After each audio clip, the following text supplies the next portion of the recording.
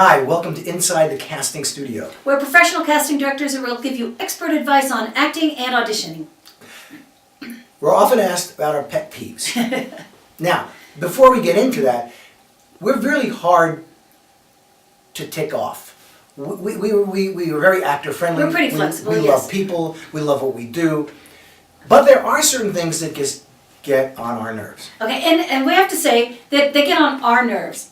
But I'll give you an insider's tip here, is because we have so many friends that are casting directors, I know it gets on a lot of other people's nerves too. Now they may have other different pet peeves as well, or additionally, but I think most of these are pretty universal with most casting directors. Commercial, theatrical, East Coast, West Coast, middle of the country, Europe. I think pretty much we would all China, say kind of the same Russia. thing.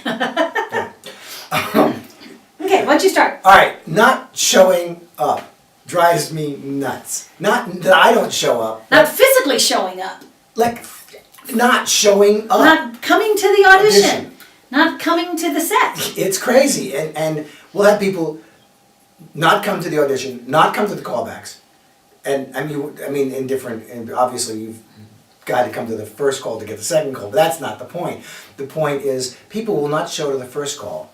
People will not come up to callbacks. People didn't show up on sets. Just recently we had cast a woman in a movie and she didn't show up, never called, no explanation why she didn't show. She wasn't hurt, she wasn't injured, you know. It happens more than you think. It drives me absolutely up the wall. And just so you know too, numbers kind of when we're talking about that, say we'll schedule 75 people to come in today. There's a good chance that we may see 60.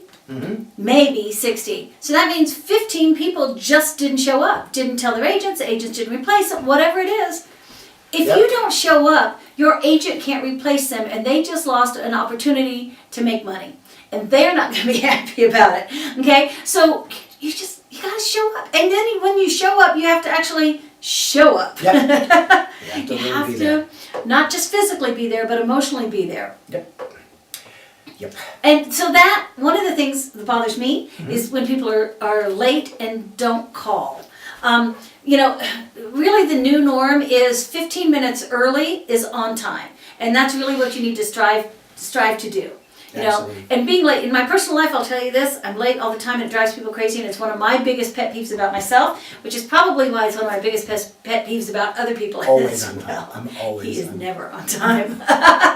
But anyhow, it is something that we are constantly working on and striving to be on time. So if you're going to be late, make sure your agent calls and lets us know. Don't you call our office. It takes too long for you to tell us what's going on, but your agent can call us and tell us really quickly what's going on. Okay? And nothing goes according to schedule, so plan on being late. Plan that's probably going to happen, so leave early, because this is your dream you're talking about. Yeah. And that means you didn't respect your dream enough to be on time. Drives me nuts. Yes. Not knowing your lines drives me up the wall.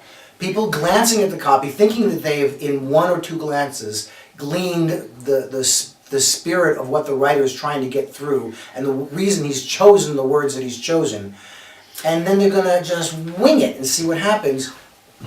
Or the other people that come in and they're like, oh, well, you have a cue card, so I don't need to worry about it. You know what? You need to know the lines. See, that's one of the biggest pet peeves that our directors have, is that actors, don't know the story, they don't know the lines, they're not prepared. That's all really kind of falls into one thing, because you can't be prepared, you can't do anything if you don't know the lines. And it means you didn't put in the time. We've actually had an audition where there were only 2 lines. An actor says this, an actress says that, an actor says this, an actor says that. And when we asked them to switch, they said, I don't know these lines. They didn't know, yeah. But that's your job. That's your job. Okay. And we understand too if we just give you the script, but remember we're giving it to everybody, just giving the script. Get your line learning skills perfected. You need to be able to do that. Gotta be your part of your skill it's set. huge, it's huge. Okay? Another thing, not listening. When you come in and we're giving you direction, or our directors are giving you direction, sometimes we give you fabulous direction. Sometimes we give you not so fabulous direction. Or directors give you not so fabulous direction, and you have to kind of to listen to what it is they're saying. And a lot of times, directors will give you something and you have no idea what they're saying. But instead of asking, you just move kind of blindly forward and do whatever you kind of think it is, and it's not what you wanted to do, and it's not what the director wanted to do, and everybody leaves dissatisfied. The audition process is a living organism. It changes moment to moment to moment to moment. So we don't. Not everybody has all the information that they need that they come up with by the end of the session. So listening is an enormous. And because of what you're saying is things change. This is another one of my little mini pet peeves that goes off of this one of the not listening, is when I will tell you exactly what the director's, callbacks especially, I'll tell you exactly what the director's saying inside. So that so I can come out and give you that information while you're in the lobby, so you know it. So, but while I'm out in the lobby telling you this, he's telling somebody else something totally different. Because all of a sudden a phone call came in and everything changed in the room. Or he gets a new idea, or whatever happens. So now the information that I just gave you is now different from what he's now going to be giving you. With that in mind, people come in all the time and they'll go, oh, well, she just told me this, and like kind of throw me under the bus, It's true. Yeah, that is true, but now I'm telling you this. But she didn't throw you under the bus, that's not true. But the fact is it did change and the whole my job is never to throw you under the bus. Okay, but anyway, so if things change, listen to the director. The director is the one ultimately in charge, okay? And all you're doing is making excuses for that. But if you're listening, I mean, you would do this real quick with me about the thing. If I was as the director and she's the actress, I said, look, listen, I love what you did. That was terrific, but I need you to go a little bit quicker. But more to the point is I want you to have more affection for your son here, and I want you to bring your daughter up. Just be a little snarky with her. Let's see how that works, okay? Okay, yeah, okay. I have no idea what he said. Because I'm not listening. I'm commenting on my audition. You can either be on play or record, and you can't really be on both. You're not two machines. Which brings me, but this brings me to the other pet peeve is not coming into play.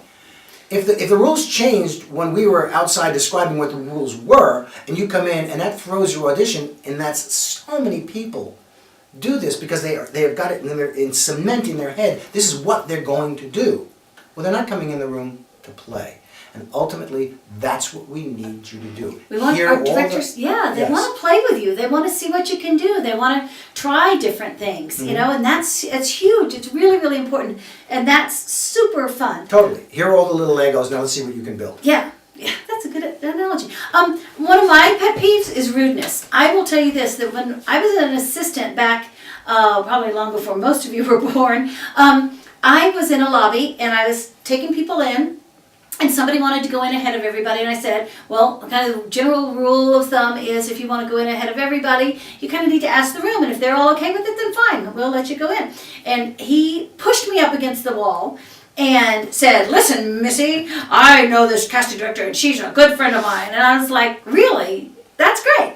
So I walked in and said, my casting director friend, who I was working for, guess what? So-and-so just pushed me up on the wall, and she said, good, tell him he can go home. So he went home, and he has never been in my office since, and I don't think he's ever been in for her either since. It's not that we keep lists of who not to bring in, it's just that when you do something that's rude, it can get in your way. How's that? Yeah. It's a personal business. Yeah, one of the only reasons we don't bring people in is because they're rude. Yeah. And it doesn't need to be, they're rude to me, they're rude to Chuck, they're rude to Stephanie, our assistant, they're rude to whoever. Mm-hmm. Other actors, that really does, make a big difference. Totally. All right, another pet peeve is blaming everything. And I hear this all the time. I'll come out to get you in the lobby, and I'll go bring you into the room, and I hear a string of why everything has gone wrong. Either whether it's the copy change, you didn't get the copy too late, or you got the headshot. The cue card's written differently. The cue card's written differently. You had bad traffic. You had the partner you're auditioning with wasn't good enough. Can I do it again? Everybody's got a reason, and it's all the actor's equivalent of my dog ate my homework. It's just. You just don't take responsibility, don't blame everything, go with the flow, come to play, be ready to play, okay? And my last one is just not having your headshots, because my agent told me I didn't need to, but you're the business person. It's your business. If I run, Zippy Strip, I want to make sure that I have my Zippy Strip cards with me everywhere I go so I can tell people about my business. Yep. Therefore, that's what you need to do. When you're coming to an audition, bring headshots, even if we don't take them. You think it's a little thing, but it's big. It's big. It's big. Okay, so that's kind of our little mini rant for today. In wrapping it up. Yes. Not showing up, lateness, not knowing your lines, not listening, not coming to play, rudeness, blaming everything, not bringing your headshots. There you go. Bad Little pet pet peeves. So hopefully you got a lot from what we had to say today. If you like what you hear, subscribe to us right here. Follow us on Facebook, Facebook, Instagram, Twitter, all those other places. Send us more questions. Yes, Thanks please. for writing and thanks for watching. And carry on.